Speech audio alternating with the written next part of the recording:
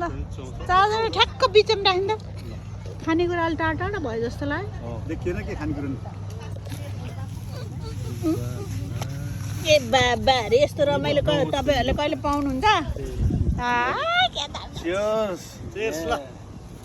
ल ल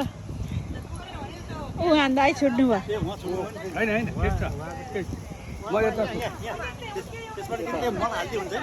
सबैलाई हालिदिन्छु मैले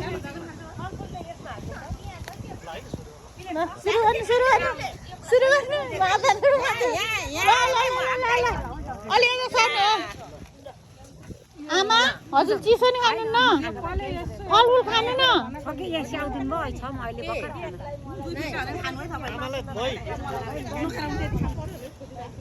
किन तरकारी अचार त के हुन्छ र होइन यता खाने हो